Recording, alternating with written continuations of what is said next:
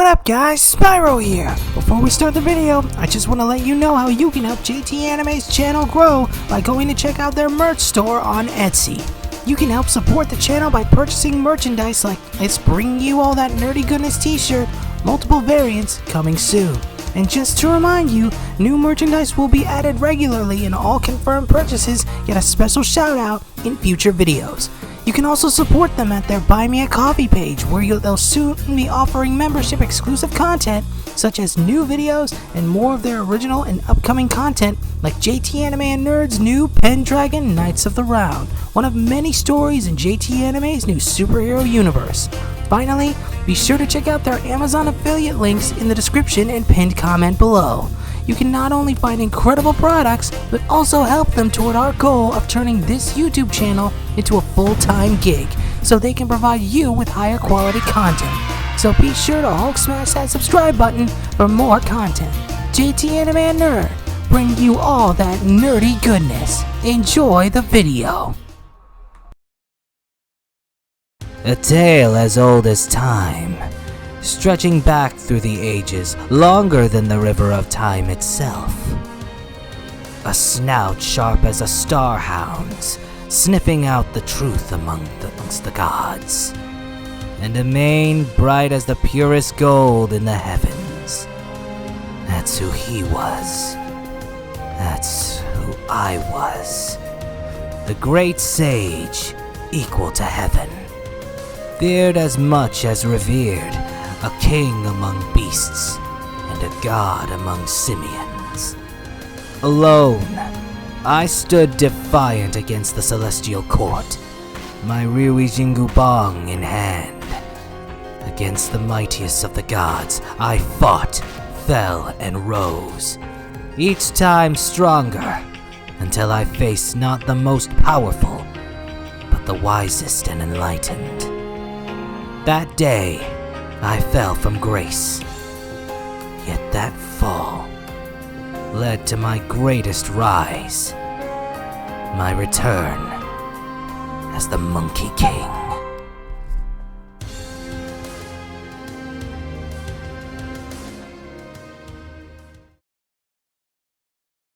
As the dawn breaks over a deep valley, there lies a temple that stands out in the middle of it all.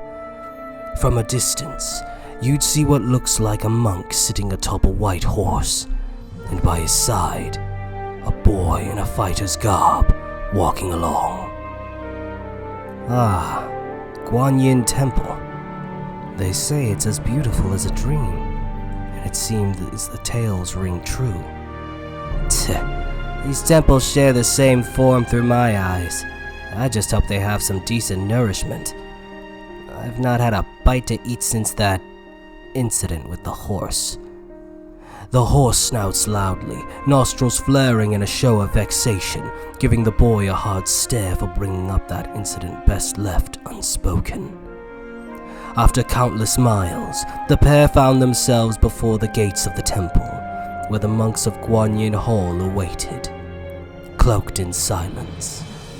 Not a word was uttered as the monks swung wide the heavy gates, ushering in the young monk and his ever-watchful guardian.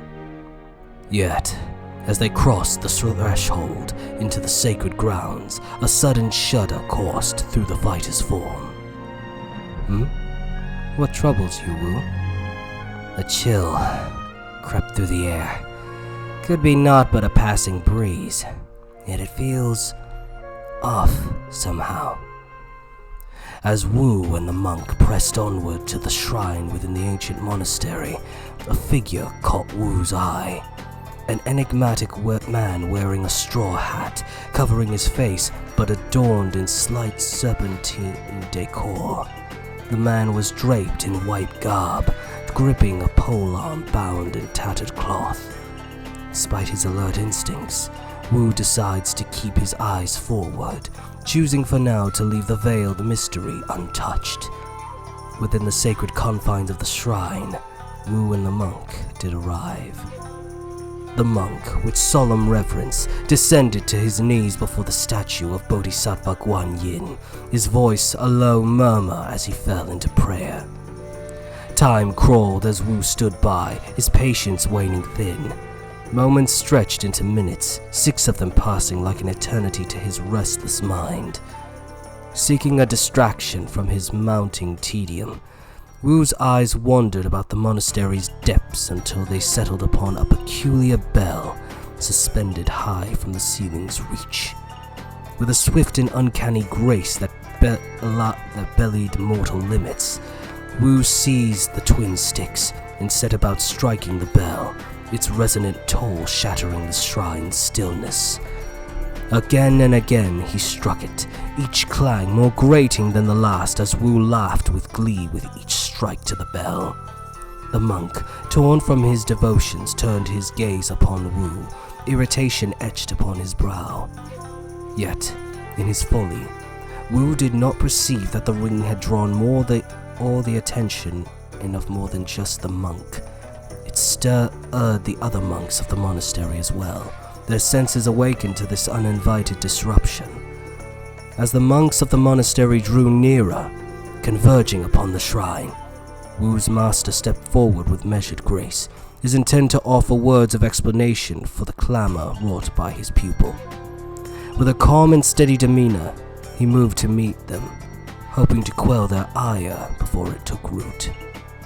Wu, however, lingered a step behind, a sly smirk playing upon his lips, finding a twisted amusement in the unfolding events his bell ringing had set in motion. The ripples of his mischief had spread, and he was eager to see what chaos they might yet bring. And so, the pair found themselves in the temple's courtyard, where the elder monk awaited them, flanked by his silent brethren. The monk dipped his head in a respectful bow, recognizing the elder standing before him. With a subtle gesture, he bade Wu to follow suit, though Wu complied only with a begrudging nod. I am Jinshi Shanglao, Shunshi of Guanyin Temple. What purpose brings you to this sacred ground? And was it you who disturbed our peace with the bell's unruly clamor? Venerable Elder, I am Tripitaka, hailing from the eastern country of Tang, and this is my disciple, Wu. I humbly ask for your forgiveness, for my disciple is excessive in his moments of idleness. His path to respect and enlightenment is yet unfinished, for he is the one who haphazardly rang the bell. Wu, hearing the admonition, rolled his eyes, disdain being barely concealed. You hail from the eastern lands? Indeed, the Emperor, guided by the divine Bodhisattva Guanyin herself, has chosen me for a sacred mission, to journey westward to the lands of India, and there to retrieve the blessed scriptures. Such is the nature of our journey to the west. Yet I beg your pardon, wise one, for the turmoil my disciple has brought upon your hallowed grounds. I came seeking prayer and lodging, but it seems we have committed an offense too grave for mere words to mend. Think not so harshly. You wear the robes not merely of one from Tang, but those of a monk held in high esteem. And if it is Bodhisattva Guanyin who has ordained your quest, then who are we, her humble servants, to deny those she has chosen for her divine purpose? 1,000 gratitudes, Elder Jinshi. Does this mean we have a place to sleep? Wu! And I not ask a simple question, monk boy. Now I see it clearly. Fear not. I have known many a disciple who walks an unruly path. In time, even the wildest among them finds their way to enlightenment. I wouldn't place any wagers on that, old man. My charge is to protect the monk, not to change my ways or bend to the notions of peace and love. I've my own goals, and I'll see them fulfilled once this journey reaches its end. I see. Very well then. If that is your path, may it be well met. You both may lodge within the monastery for as long as you require. I I also noticed your steed as well. Our stables are yours to use during your stay. Once more, 1,000 gratitudes, venerable elder. Think nothing of it. As Jinchi's gaze fell upon Tripitaka, his eyes were drawn to the jeweled kasaya draped over the monk's shoulders, a garment of resplendent craftsmanship. An immediate fascination gripped him, his interest piqued by the sacred garb's grandeur.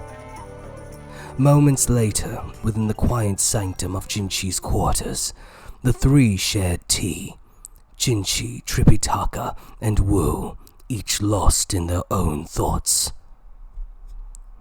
Elder Jinchi, I must say that my master spoke of this temple's splendor, but never in my life have I ever entered a monastery adorned in such materialism. Indeed, it must seem a strange sight.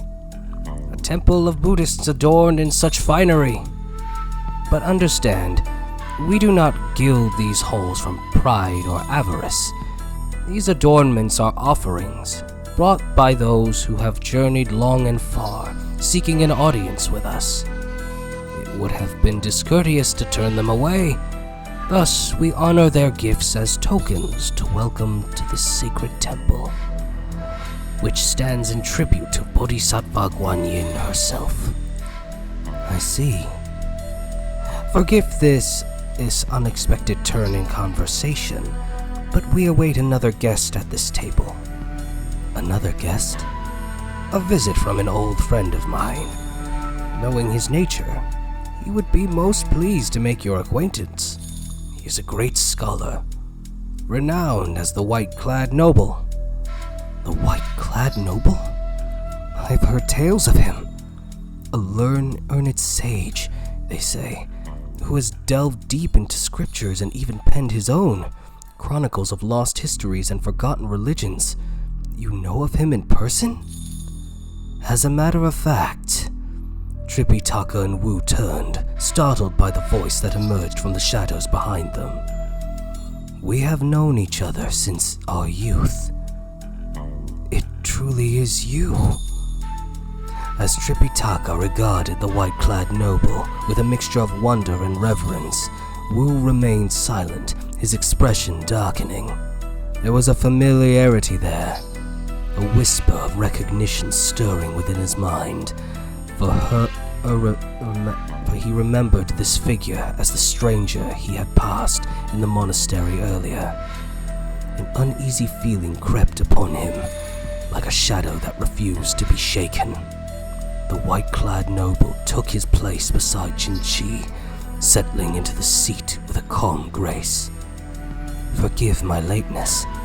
Urgent matters with my brother required my attention. I hope I haven't missed any conversation of worth.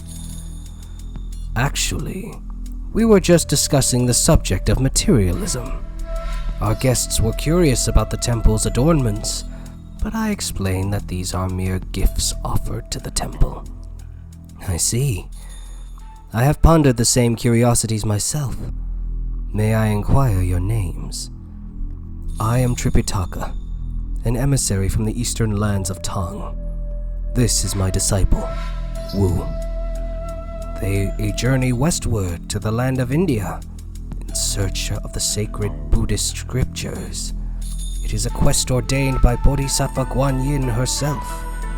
Truly, I once had the honor of meeting her in my younger years. Never did I imagine she'd set so formidable a task before someone so young.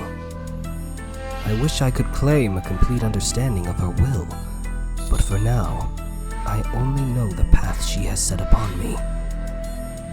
As Tripitaka cast his eyes downward in contemplation, Jinchi seized the moment to admire the jeweled kasaya draped over him, its divine craftsmanship captivating his gaze.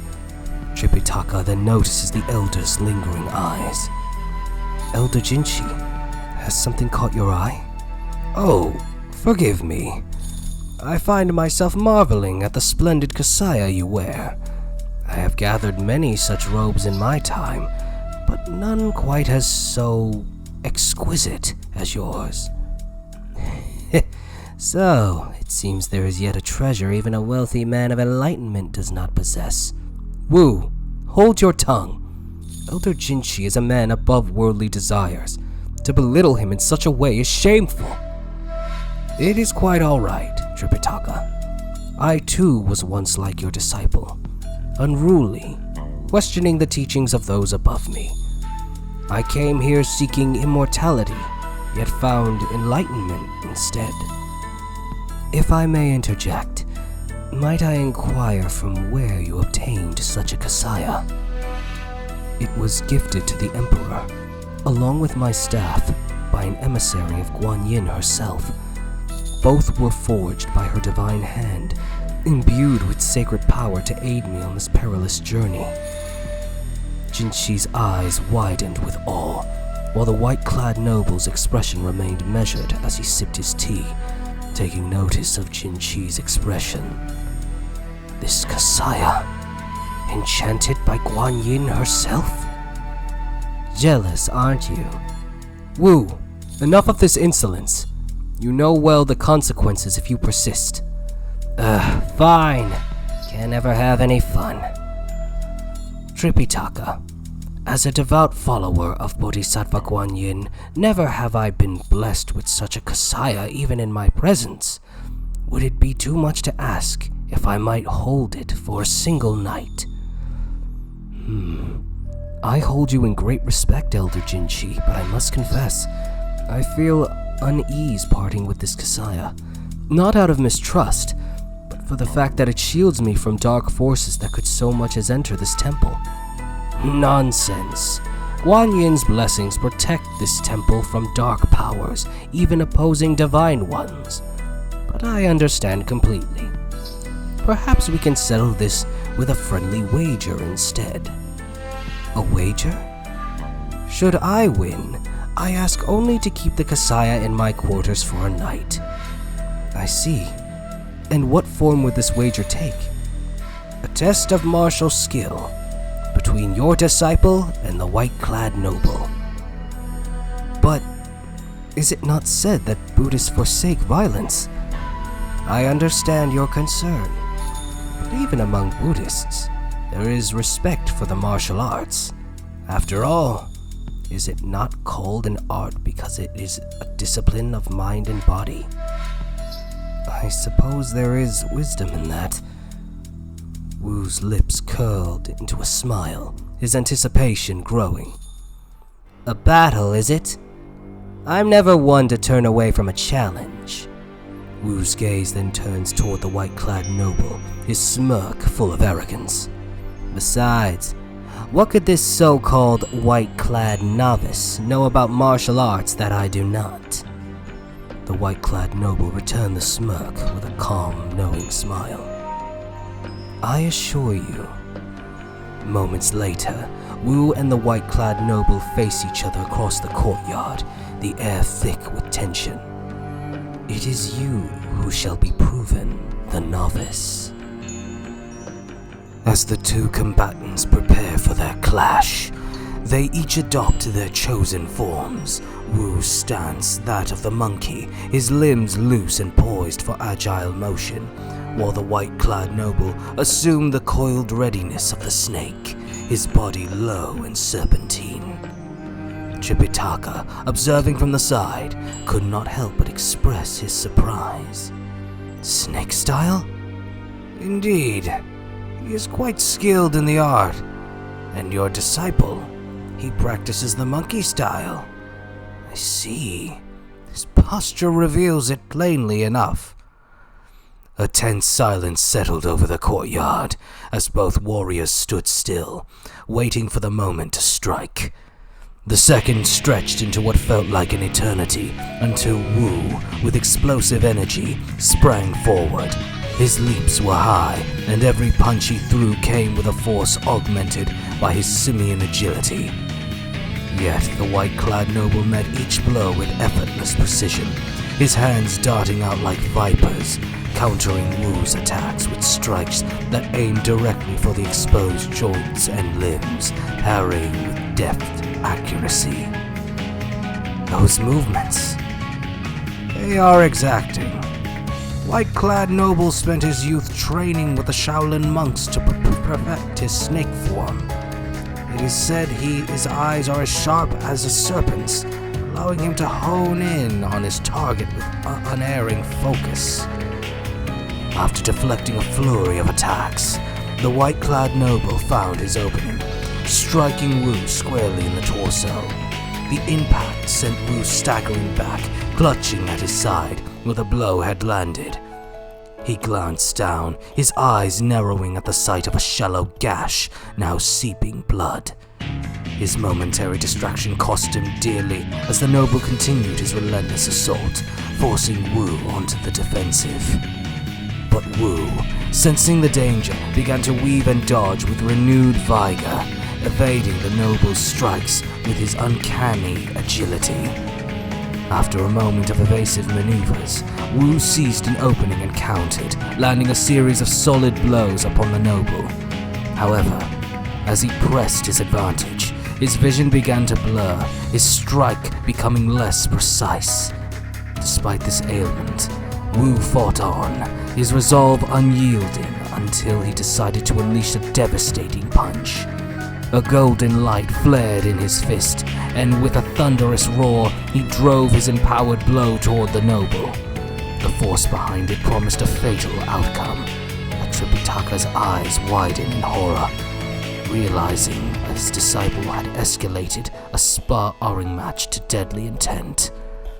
But in a sudden twist, the white-clad noble intercepted the blast of energy with his palms, dissipating the golden light between them as if snuffing a candle flame.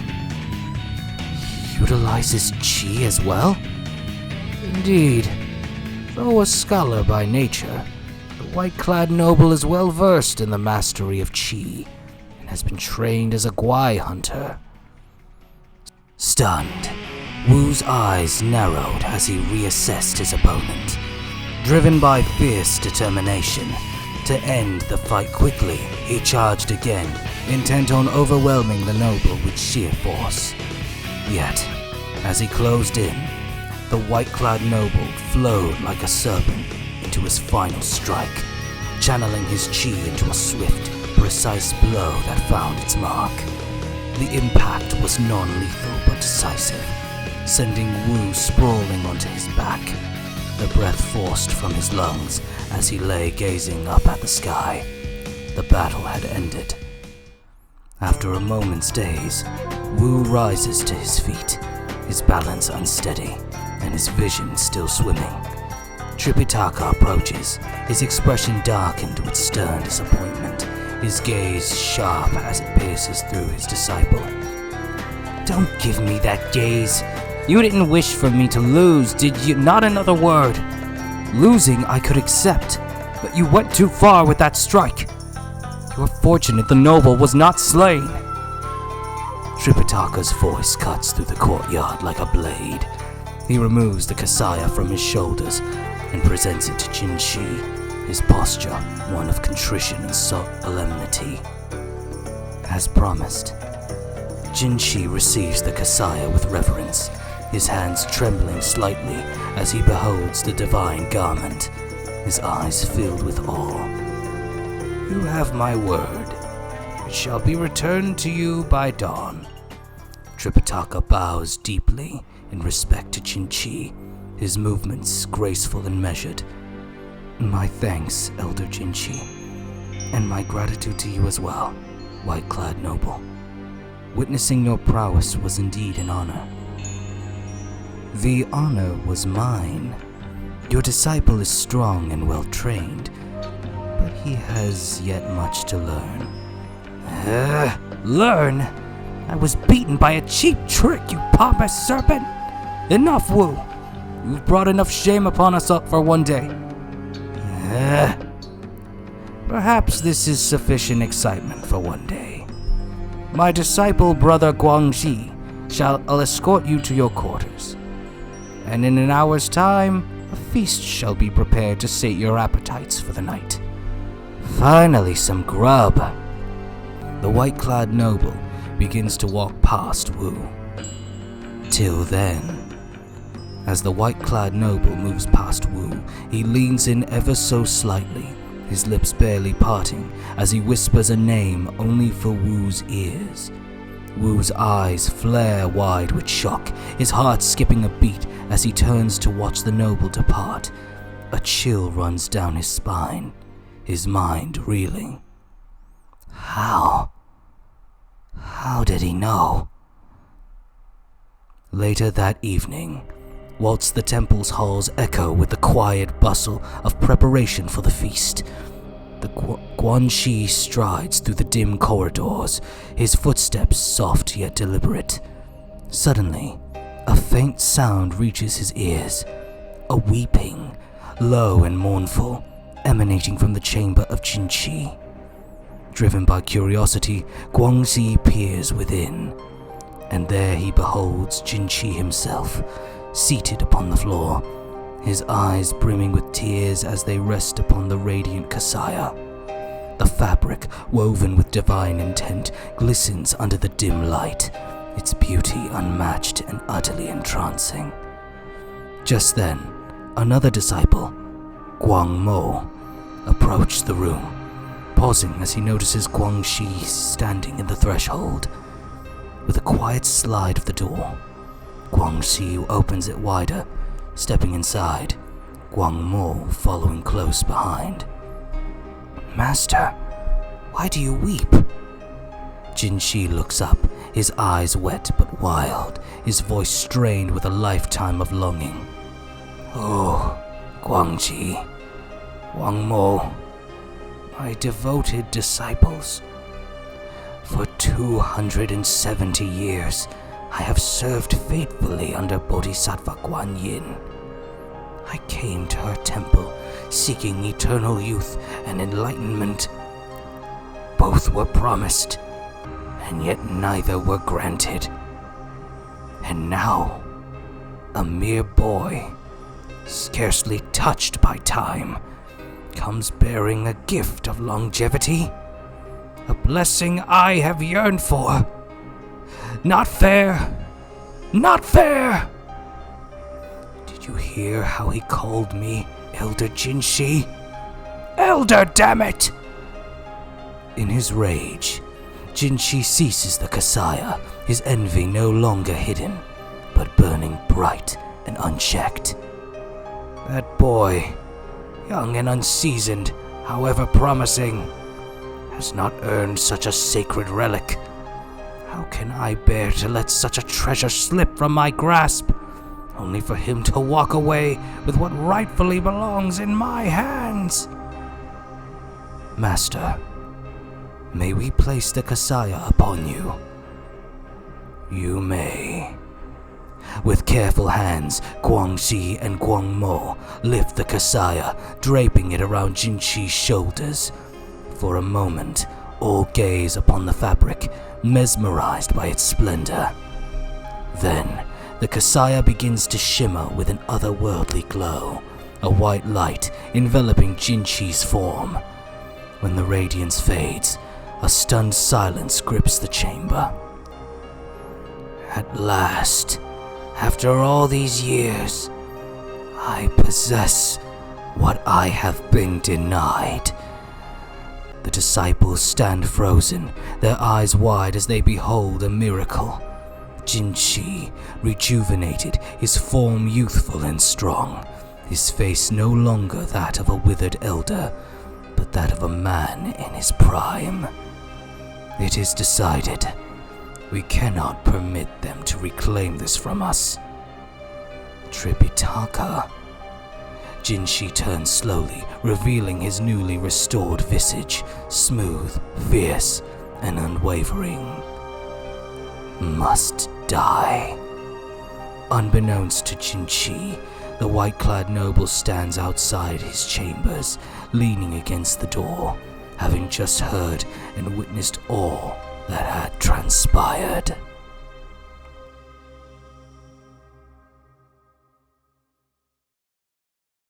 I hope you guys enjoyed this video. If you did, be sure to check out our merch store, Buy Me a Coffee page, and Amazon affiliate link linked in the description and pinned comment below. so you can help us expand the channel and give you guys higher quality content.